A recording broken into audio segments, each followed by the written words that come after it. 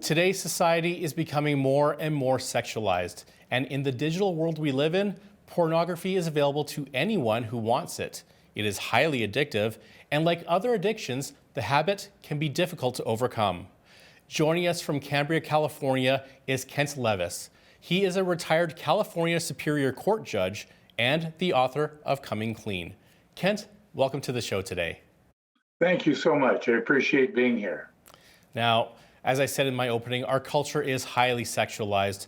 How does this impact the way we view our sexuality compared to how God intended it? I think that it ruins what God intended. God intended, I believe, from my reading of the Bible, that sexuality was to be between two people. It was to be an expression of their love for each other, their care for each other. And we've made it something very shabby. We've made it something uh, sort of like eating popsicles. Uh, there's nothing wrong with eating popsicles in the right context, but it's you just eat the popsicle, you throw the stick away, and you move on. And that's sort of to a degree, that's what sex has become today. Now, you write that you struggled with secret sexual sin from a young age. How did it begin? It was the one thing in my life that I could probably get away with, if you will. And I could get away with it as long as nobody knew about it. And so I started acting out masturbation at a young age and went through kind of the typical things that a teen would go through.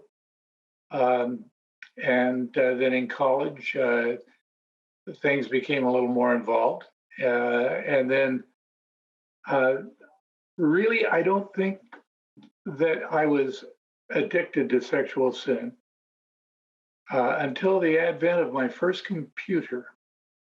When I found that computer, and on that computer that I could go to any kind of a website and see anything I wanted to see at any time of the day or night, as long as I was alone. And it didn't cost me a thing, and nobody knew about it. And I was hooked. It was, to me, it was like a kid who's been smoking marijuana and all of a sudden gets his first hit of crack. I was done. Once I hit that website, I was just done. Now, with other addictions, there's people that hit a rock bottom, like when it comes to either drugs or alcohol. With pornography, what was your rock bottom? My rock bottom, I think, was when I reached the realization that I couldn't stop. And there was no way that I could stop. And I needed to get help to stop. And I was um, through just a very accidental uh, survey, or I don't know what they were doing exactly. They weren't looking for me, but I was discovered using my computer at work for pornography. And all of a sudden, I needed to tell my wife about it. My career was in jeopardy. Wow. And I knew this is okay. I do it now or I don't do it at all. Let's do this and get it done. Wow. Now, most men want to live their lives in quiet anonymity. Tell us why this is a bad idea. In this case, because anonymity allows you to do whatever you want, and it allows you to get farther and farther and deeper into sexual sin. And as long as you don't have to own up to it, as long as you don't have to take responsibility for it, you'll go farther than you ever wanted to go, and it'll cost you more than you ever wanted to pay. And it is a progressive disease, if you want to call it a disease. It is progressive. And it's not until you open up, confess the sin to others, um, take responsibility for it out in the open, and not hide in the dark corners of the world, it's only then that you can really begin to start dealing with it. Now, when it comes to programs like Alcoholics Anonymous, one of the first steps that they do is make you say your name and then say, "I'm an alcoholic." What was did you have to, How did you have to come out to your wife about your addiction? Well, I just sat down with her and at home and told her what I had been doing. That I'd been on the computer and that I'd been watching pornography, and that there was a problem now, and I had to do something about it, and that I was going to. Made a promise to her that I would. What was her reaction to it? I don't know that it would work for everybody. I'm not a psychologist, but it worked for me. She did exactly what she needed to do for me. And she said, I love you. I'm not going to leave you. I'm not going to abandon you. And I will do everything I can to help you, but it's your problem. And you're going to have to deal with it, not me. And that was exactly right for me because it put the responsibility back on me, exactly where that responsibility belonged. And speaking of couples, there may be some that are watching that would admit that they watch pornography together as a way of, quote, spicing up their marriage or looking for creative ways to elevate the intimacy in the bedroom. Is that a slippery slope to be on? That's a very slippery slope to be on.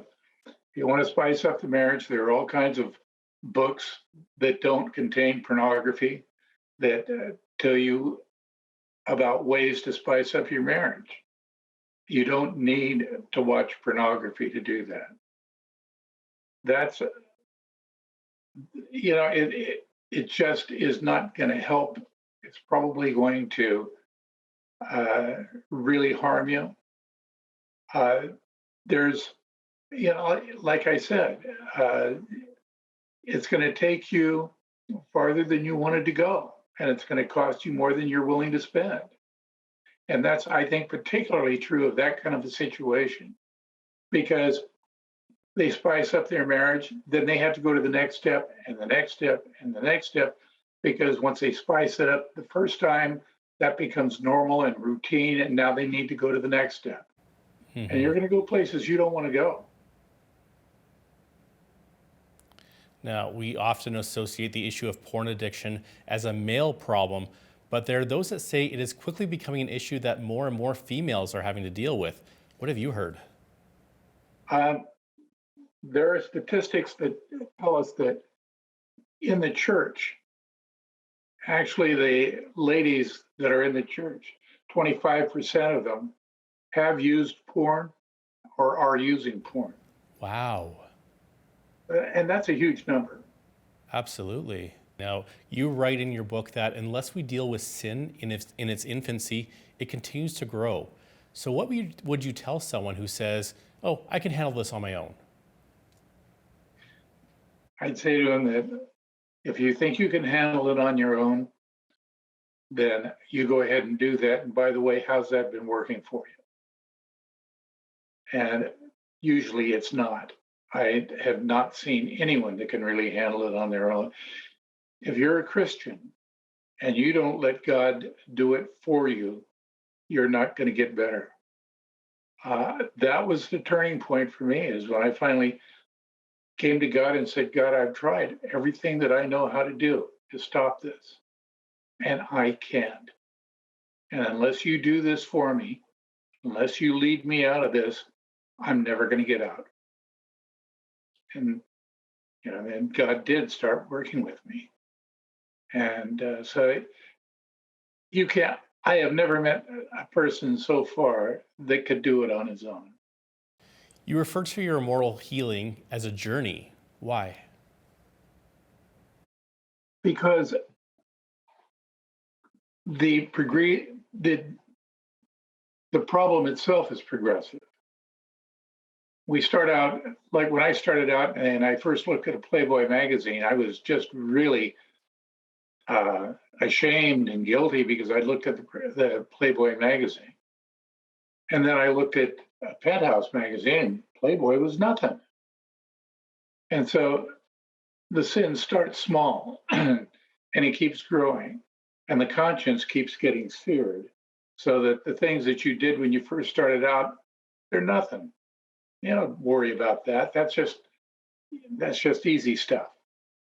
Uh, Meanwhile, the disease is progressing, and it just is going to get worse and worse and worse, and that's why they call it a journey.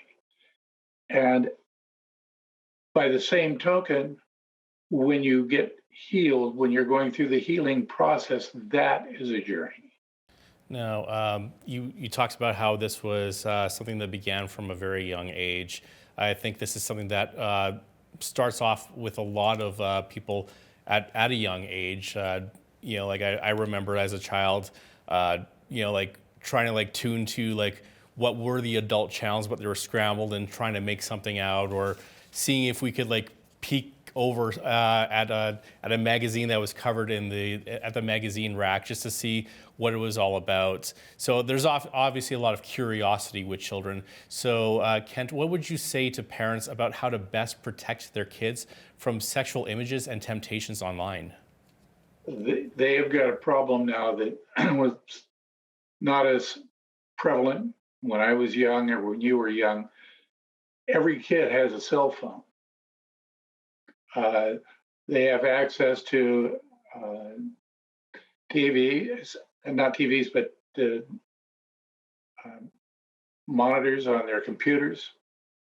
Uh, the average age at which a child starts using pornography in the United States is 14 years of age. Wow. And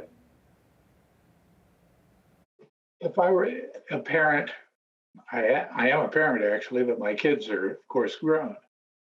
If I were a parent of a child today, I would start early and I would start talking, and I would start talking very openly about sexual sin. And I would encourage them to share with me what's going on.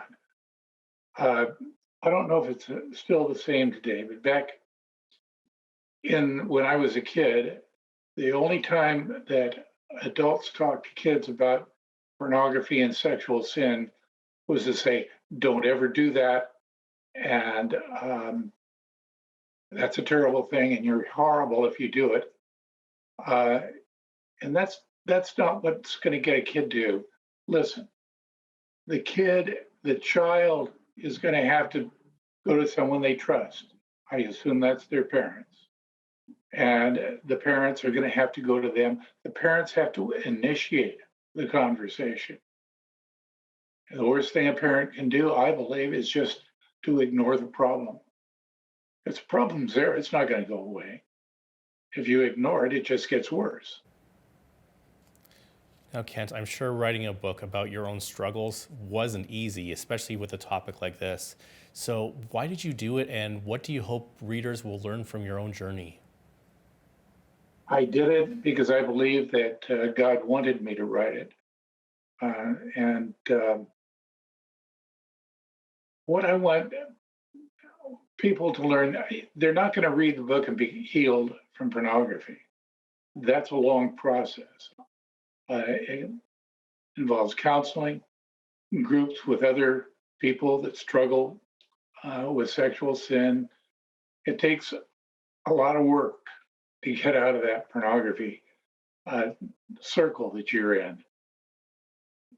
What I want the book to do is I have to start every day with God, and I have to acknowledge my sin, and I have to ask God to keep me from going back to that sin because Satan isn't through. He still tempts me.